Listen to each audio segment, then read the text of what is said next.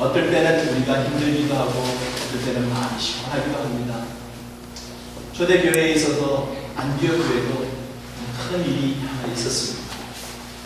할례 문제로 인하여서 구원의 문제까지 너무 흔들어버리는 대혼란이 있었습니다.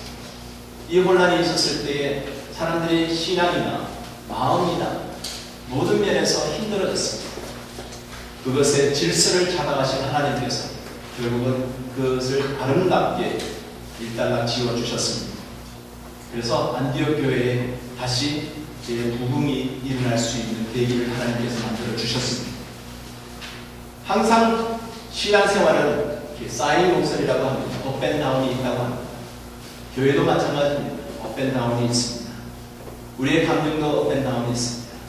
그러나 동일하신 하나님께서 우리의 업앤다운이 있을 때마다 동일하게 은혜로 우리를 잡아주시고 또 하나님께서 우리를 계속해서 신학적으로 성장할 수 있도록 은혜를 대해주십니다. 우리가 하나님 앞에 뜨거워지고 어떨 때는 참 하나님과 가까웠게 느껴질 때가 있는 것 같아요. 어떨 때는 참 차갑게 느껴지기도 하고 하나님과 거리가 멀어 보인다는 느낌이 들기도 합니다. 그러나 결국은 그 포인트를 잘 보면 점점 하나님께로 다가가고 있는 우리의 상향선이 우리의 신앙인 것을 우리가 보게 됩니다. 초대교회에 있어서도 하나님께서 역사하셔서 여러 가지 많은 혼란과 어려움 속에서도 하나님은 계속해서 복음을 확산시켜 가시고 하나님의 뜻을 이루어 가십니다. 하나님의 나라가 이 땅에 이루어지기 위해서 계속해서 하나님께서 역사하고 계십니다.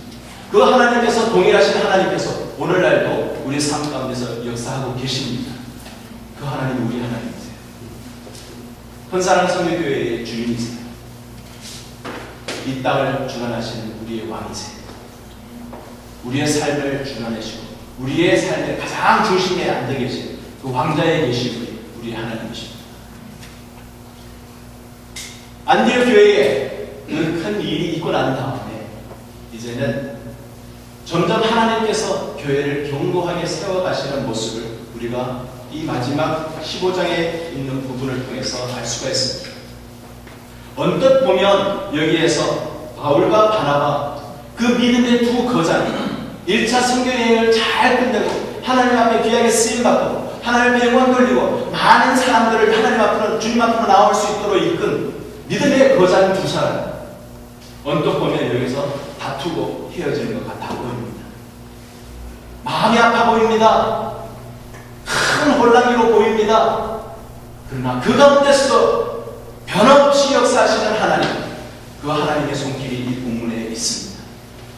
그 하나님이 원하시는 것은 교회를 견고하게 세워 가시는 것입니다. 어떻게 하나님께서 교회를 견고하게 하시는지 본문을 통해서 함께 은혜 나누기를 원합니다.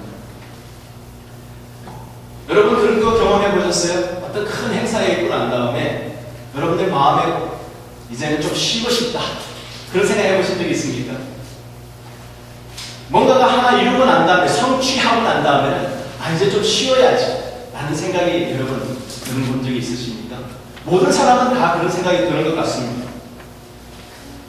사람들 가운데서도 여기서도 마찬가지입니다.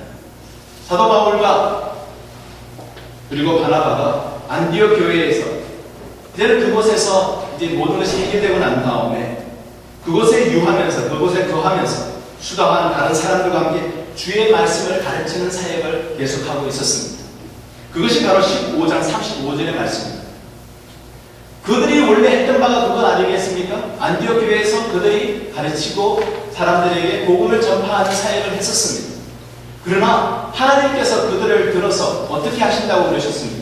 사도 바울을 들어서 특별히 그에게 말씀하셨을 때 이방인의 빛으로 삼겠다라고 말씀을 하시면서 이방인 선교를 위해서 그들을 들어서 파송했었습니다. 사람들은 안주하고 싶어 합니다. 그러나 하나님이 원하시는 바는 안주하는 것을 원하시는 것이 아닙니다.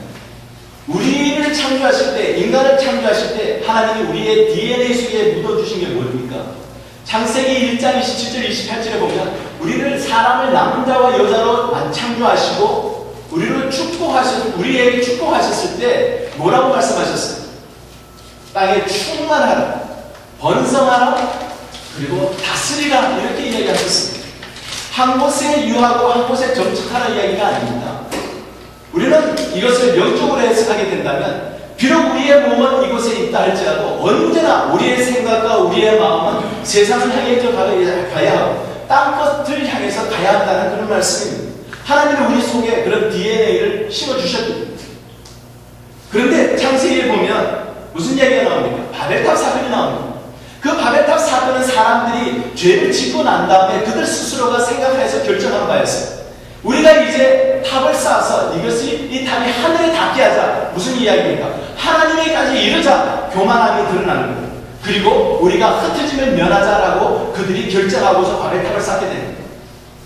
한 곳에 유하게 되는 것은 하나님의 창조 DNA에 의한 것이 아니라 우리가 죄성을 가진 육신을 입고 난 다음부터였습니다. 한 곳에 유하게 되면 그곳에 있으면서 어떤 결과가 생깁니다.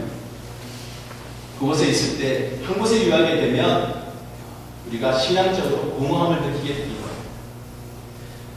신앙을 생활을 할 때 우리가 쉬고 싶다 할 때 마치 자전거 타는 것처럼 페달링을 하지 않고 그 자리에 페달 안 하고 멈추게 서게 되면 자전거가 어떻게 됩니까? 쓰러집니다. 그런 것처럼 우리의 신앙생활은 계속해서 페달링을 해가야 하는 것입니다.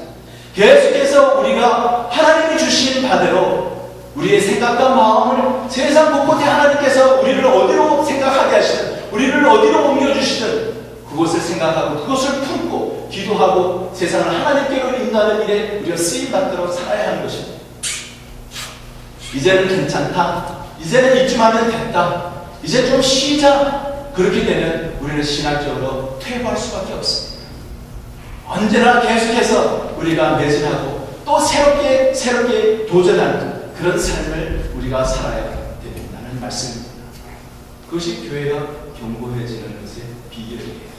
우리의 신앙이 더욱더 견고해지는 비결이에요.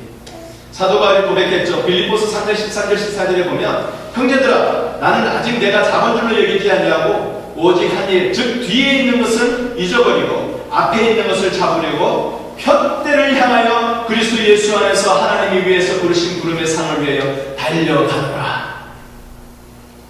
사도 바울이라고 왜 쉬고 싶지 않겠습니까? 계속해서 매진하고 앞에 향하여서 계속해서 달려간다는 그 사도 바울의 신앙 고백처럼 하나님께서 우리를 향해서 기대하십니다. 바로 계속해서 안주하는 삶이 아니라 계속해서 증진하고 앞으로 향해서 나아가기를 원하신다는 말씀입니다. 한 곳에 유하고 있었을 때 생겨난 모습을 보면 우리 사무엘 하에 보면 다윗의 이야기를 생각할 수가 있습니다. 해가 돌아와서 왕들이 출전할 때가 됐는데 그 다윗은 나가지 않습니다. 그리고 왕궁에 머물게 되고 한 곳에 유하게 됐었을 때 그의 신앙적으로 도태해가는 모습입니다. 그가 저녁 때에 그의 침상에서 일어났습니다. 나태해졌습니다. 그가 저녁에 침상에 가야 될 사람이 저녁에 침상에서 일어났다는 그 말은 그가 뭔가가 질서가 깨어졌다는 이야기죠. 그 침상에서 일어나서 왕궁 옥상에서 거닐었다라고 얘기합니다. 그가 할 일을 찾지 않고 그냥 유하며 그냥 자기가 쉬고 싶고 자기가 할 일 없이 허송세월하고자 하는 이제는 편안하게 살고자 하는 그런 마음을 가졌을 때 생겨나는 결과예요. 그 일로 인해서 어떤 일이 생겨납니까? 한 여인이 목욕하는 것을 보게 되는 그런 경지에까지 이르게 되는 것입니다. 여러분 쉬고 싶은 마음이 생기십니까? 잠시만 쉬시기 바랍니다. 그리고 그리스도 안에서 쉬시기 바랍니다. 그리스도 안에서 하는 주님이 참된 쉼을 허락하여 주십니다. 또 새롭게 도전하시기 바랍니다. 새로운 도전을 여러분 생각하셔야 됩니다. 제가 개인적으로 한때 순간적으로 차대에 우리가 가기 위해서 열심히 노력하고 준비했다가 차대에 도착하고 난 다음에 그 다음 날부터 제일 먼저 든 생각이 뭔지 아십니까? 이제는 뭘 해야 되나? 여러분 우리 자신에게 들어오는 생각 무언가를 성취했었을 때 그 다음에 우리에게는 또 다른 새로운 도전을 우리가 다시 한번 해야 되는 것입니다. 이제는 쉬자 그런 생각하지 마시고 변함없으신 하나님 앞에서 새롭게 또 도전하고 또 도전하면서 하나님의 부르심의 그 상을 바라면서 끝까지 매진하시고 달려가실 수 있기를 주님의 이름으로 축원합니다. 그것이 바로 신앙생활의 견고해지는 모습의 비결이라는 말씀입니다. 바울과 바나바가 한 곳에 머물면서 안디옥에서 말씀을 전하는 그 사역으로 그냥 만족하고 유하고 있지 않았습니다. 36절을 이렇게 시작합니다. 며칠이 지난 후에 바울이 바나바들을 이야기합니다. 자, 우리가 각성으로 다시 가서 형제들이 어떠한지 한번 방문하자. 무슨 이야기입니까? 하나님께서 바울과 바나바에게 다시 그 형제들을 생각하게끔 해주셨습니다. 하나님께서 사역의 대상자들을 다시 한번 생각하게 해주셨던 겁니다. 성경에 나오는 가장 큰 리더라고 한다면 모세를 꼽을 수가 있습니다. 하나님께서 모세를 어떻게 부르셨습니까? 모세는 처음 인생의 40년을 왕궁에서 살았습니다. 그 왕궁에서 살았던 모세가 40년 동안 그 주위에 있는 사람들을 안 보고 살았습니까? 다 보고 살았습니다. 그런데 40세가 지난 후에 그에게 생겨난 일이 무엇입니까? 출애굽기 2장 11절 12절에 보면 모세가 장성한 후에 즉 40살이 되고 난 다음에 한 번은 어느 때인지 몰라요. 원데이. 그때는 모세가 결정한 때가 아니라는 것입니다. 하나님께서 결정한 때. 그가 장성한 후에 한 번은 자기 형제들에게 나가서 그들이 고되게 노동하는 것을 보더니 그 전에도 보았던 형제들. 근데 한 번은 그날은 왜 그의 눈에 그렇게 고되게 하는 사람들의 눈에 자기의 눈에 들어왔을까요? 한 번은 그것은 하나님께서 그를 이끌었다는 말씀입니다. 모세로 하여금 그의 동족을 그의 형제들을 생각하게끔 하는 마음을 하나님이 그에게 심어주셨어요. 바울과 바나바에게 다시 그의 사역들을 생각하고 그 형제들에게 나아갈 수 있도록 그들의 마음에 그들을 사역의 대상자들을 생각하게 해주셨어요. 여러분, 우리가 생각하면서 한날 갑자기 문득 어떤 세상 속에 있었던 알고 지냈던 선교사님이 생각나십니까? 문득 어떤 우리가 알고 지냈던 한 멀리 있는 사람이 생각나십니다. 문득 우리의 삶에서 기도해야 되겠다고 우리에게 마음에 주신 그 사람이 생각이 나십니까? 하나님께서 여러분을 자고 있을 때 깨우셔서 그를 위해서 기도하라고 깨우신 적이 있으십니까? 하나님께서 우리의 마음에 주시는 마음입니다. 하나님께서 주시는 마음에 여러분 순종하시기 바랍니다. 견고하게 하기 위해서 하나님께서 모든 인간의 모습에서 안주하고 싶어하고 인간의 모습에서 공허함을 느껴 있는 그 상황에서 끄집어내 주시고 그의 삶에 다시 한번 사역에 허리띠를 메고 일어설 수 있도록 그의 마음에 마음을 심어주시고 열정을 심어주신 분이 하나님이셨던 것입니다. 사랑하는 성도 여러분, 하나님의 음성을 들읍시다.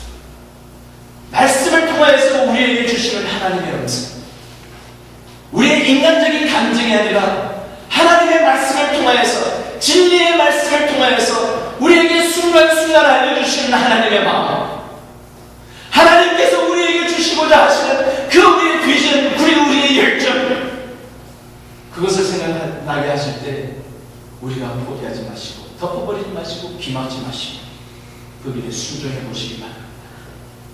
미루지 마시고 그 즉시로 기도하라 하시며 기도하시고 나아가라 하시면 나아가시고 손 내밀라 하시면 손 내미시고 하나님께서 우리에게 영적인 부담감을 주신 것을 그대로 순종해 나갈 수 있기를 바랍니다. 시카고에 있는 빌 하이런 목사님이 자기에게 그런 하나님 성령님께서 감동을 주신 것을 거룩한 부담감이라고 이 표현하고 있습니다.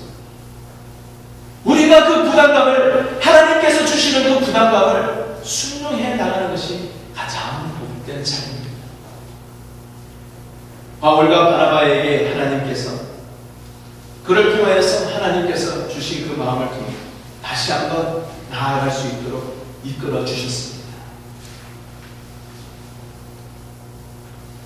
바울과 바나바가 이제 2차 선교 여행을 가자고 동의를 했는데 37절 38절에 보면 떠나기도 전에 그들 사이에 말씀을 보면 큰 설전이 있었던 것 같아요.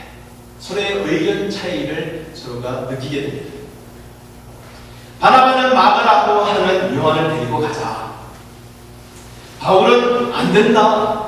그가 밤빌리아에서 우리를 떠나버린 그 사람, 끝까지 동행하지 않고 책임지지 않았던 그 사람을 데리고 가는 것은 옳지 않다. 그런 이야기입니다. 다르게 이야기하면 여러분 이 내용이 어떻게 들립니까? 인간적인 개인적인 감정이 들어갔다고 생각하는 것이 아닙니다. 개인 감정이 들어간 것이 아니에요. 바울은 그 당시에 밤빌리아에서 말라리아로 걸렸든지 몸이 허약하여서 힘들어서 이제는 거기에 있는 타우스 산맥을 건너가야 되는데 그 앞에 있는 큰 산맥이 있으니까 마가라는 그 요한 젊은 사람이 힘들까 봐서 포기하고 가버렸다. 그런 마음에 괘씸한 마음에서 하는 이야기가 아닙니다. 여기서 바울이 하는 것은 그가 이 사역에 옳지 않다라는 이야기, 적합하지 않다라는 이야기입니다. 이방인들을 향해서 가는 것이 옳지 않다라는 이야기입니다. 자기가 각성들을 다시 돌아보는데 그 각성들을 돌아볼 때 처음에 1차 선교여행을 떠날 때 떠난 사람이 몇 명입니까? 바로 이 세 명이에요. 바울과 바나바와 또한 이 마가라는 요한 세 명인데 같이 똑같이 세 명이 출발하게 되면 똑같은 사람들이 보게 될 때 주게 되는 부정적인 반응 때문에 바울은 옳지 않다라는 이야기를 하는 것입니다. 무슨 말인지 이해하십니까? 감정적인 이야기가 아닙니다. 그러나 바나바는 동일한 것. 바로 우리가 이 마가라는 사람이 중간에 떠났지만 우리 똑같이 한번 바울과 바나바, 마가 다시 한번 뭉쳐보자. 다시 한번 뭉쳐보자. 그것이 바나바의 생각이었습니다. 서로의 관점의 차이였었습니다. 여기에서 바울과 바나바가 서로의 차이를 볼 때 우리가 눈여겨봐야 될 부분들이 있습니다. 자기의 다른 성향들을 인정해야 됩니다. 여기에서 보면 바나바는 사람을 개인적인 한 사람 한 사람을 세워주는 성향이 있는 사람. 바나바를 보시기 바랍니다. 사도행전 11장 25절 26절에 보면 바나바가 사울을 찾으러 다소에 가서 만남에 안디옥에 데리고 와서 둘이 교회에 1년간 모여있어 큰 무리를 가르쳤고 제자들이 안디옥에서 비로소 그리스도인이라 일컬음을 받게 되었더라.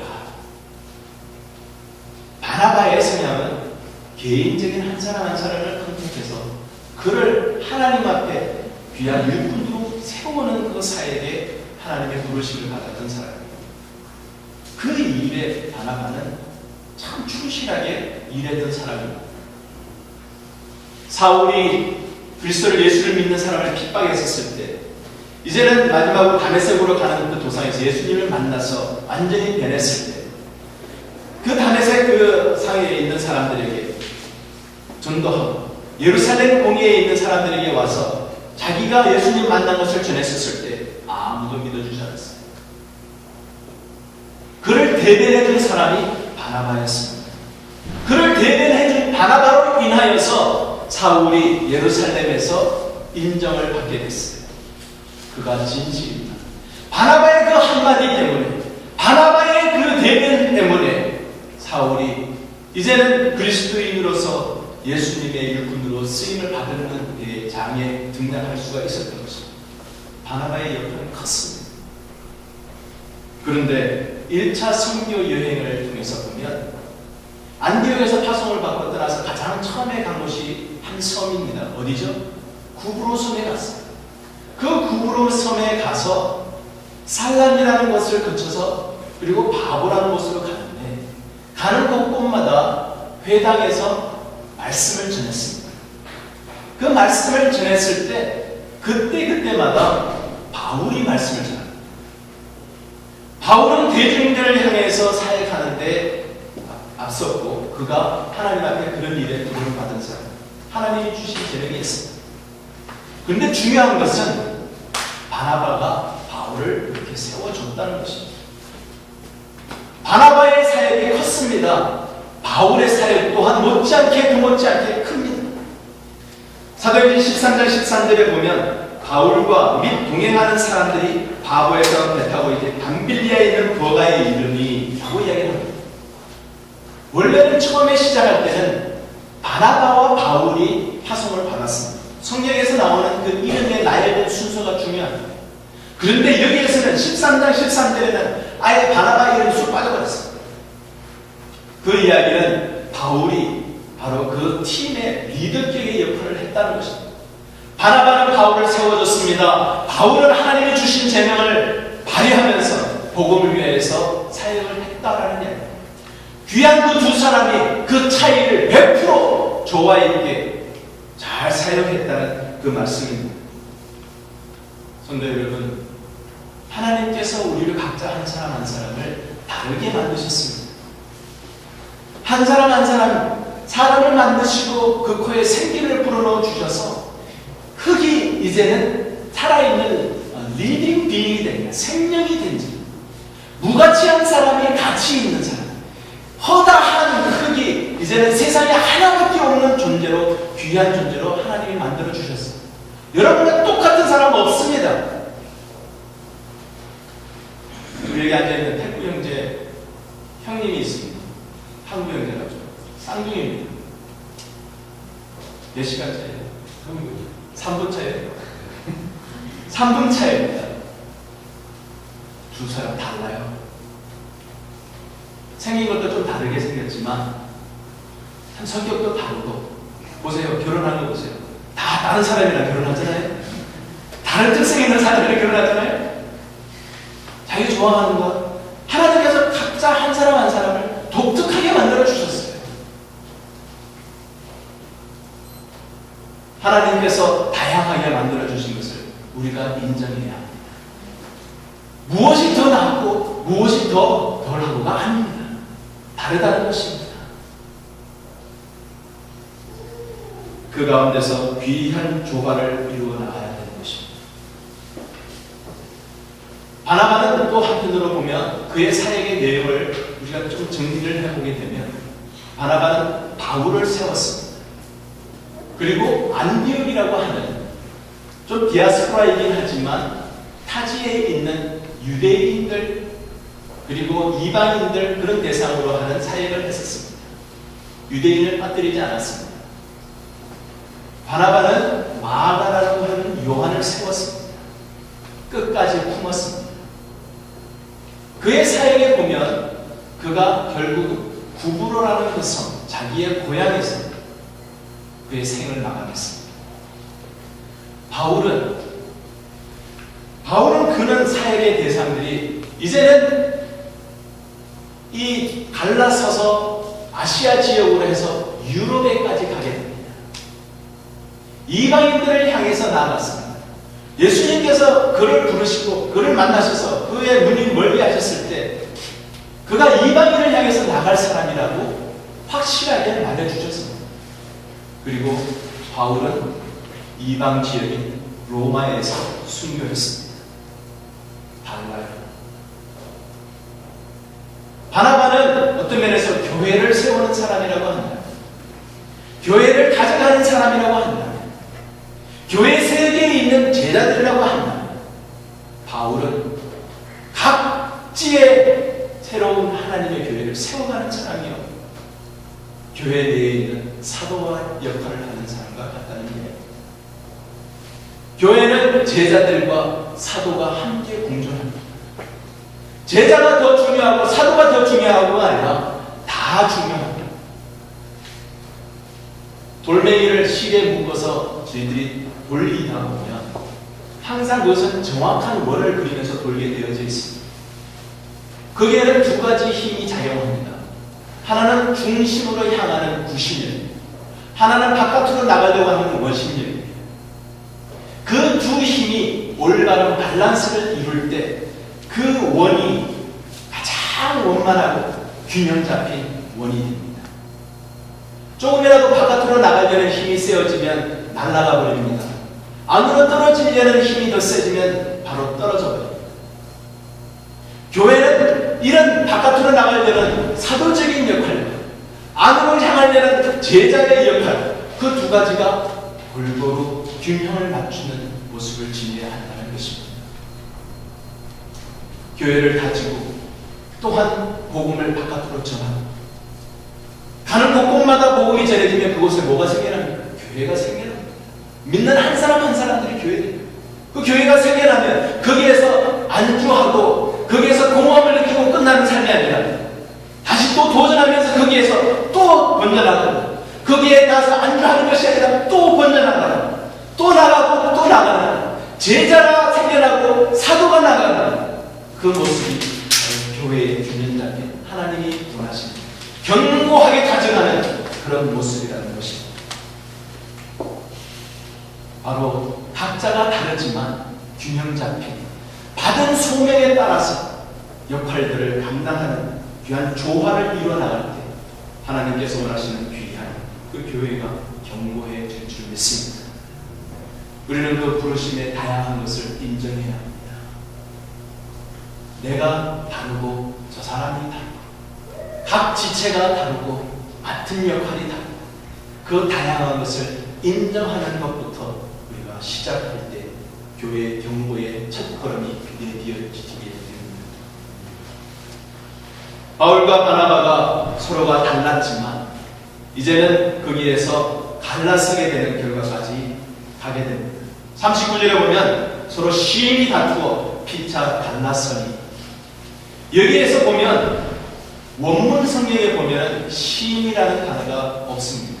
한글 번역에만 있습니다. 다투었다라는 단어가 원문에 나오는 단어를 찾아보면 신약에 2번 나옵니다. 그 중에 다른 한 번은 바로 히브리서 10장 24절 25절의 말씀입니다. 서로 돌아보아 사랑과 선행을 격려하며 모이기를 피하는 어떤 사람들의 습관과 같이 하지 말고 오직 권하여 그날이 가까움을 볼수록 더욱 그리하자. 여기에서 어느 단어가 여기에서 말하는 다투었다라는 단어와 동일한 단어일까요? 서로 돌아보아 사랑과 선행을 격려한다는 단어가 사도행전 15장에 여기에 39절의 말씀에는 다투었다라는 단어로 해석이 되어져 있습니다. 뭔가 이상하지 않습니다. 우리가 언뜻 보면 바울과 바나바가 큰 갈등으로 인하여서 자기의 고집을 꺾지 않고 서로 크게 설전했다라고 생각이 되어지는 번역입니다. 그러나 이 과정에서 하나님께서 이루시고자 하는 바가 뭡니까? 마지막 부분이에요. 교회들을 견고하게 하니라. 하나님께서 교회를 견고하기 위해서 바울과 바나바를 쓰시는데 그들이 왜 감정적으로 다툽니까? 그는 동일하게 쓰여지는 이 단어 해석을 히브리서 10장 24절에 나오는 말씀을 그대로 인용하면 너무나 잘 맞습니다. 서로 격려하며 피차 갈랐습니다. 이 말은 서로의 다른 점을 보면서 인정하고 그들을 격려하며 서로를 격려하며 앞으로 사역을 위하여서 축복하면서 딴 길로 갔다라는 그런 말씀입니다. 감정을 세우고 설정한 거 아니에요. 결국 이들을 통하여서 갈라서서 결국은 하나님께서 교회를 경고케 하는 그 일에 쓰임받는 하나님의 목적을 이루는 일에 이들을 사용하셨습니다. 그리스도 안에서 서로 격려하겠습니다. 서로가 다른 면을 보면서 서로에게 자극이 됐겠죠. 바울을 보면서 바나바도 배울 점들이 많았어요.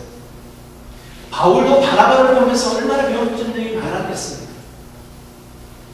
서로 다른 점을 보면서 서로에게 사역에 앞으로 하나님께서 쓰임 받도록 격려하면서 서로 나갔다는 이야기입니다.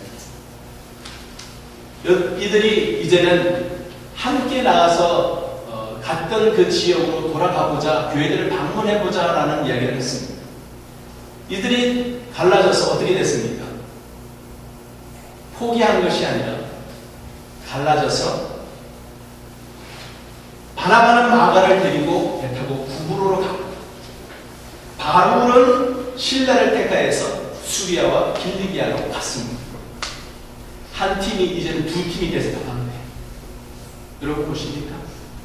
하나님께서 그들을 사용하셔서 결국 하나님께서 원하시는 딴 것으로 다른 방향으로 나아갈 수 있도록 길을 열어주셨습니다.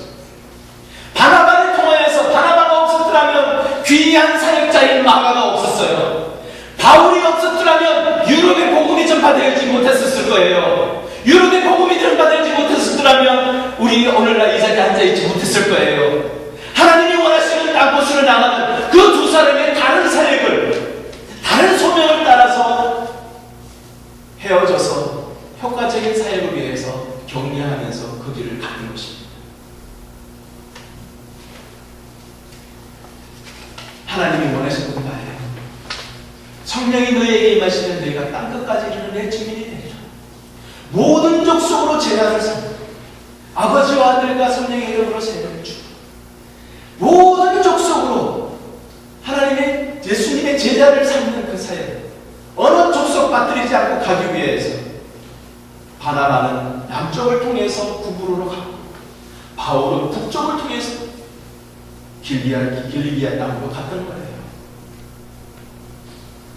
하나님께서 그의 원하셨던 목적을 이루어 나가는 모습을 보여주셨습니다.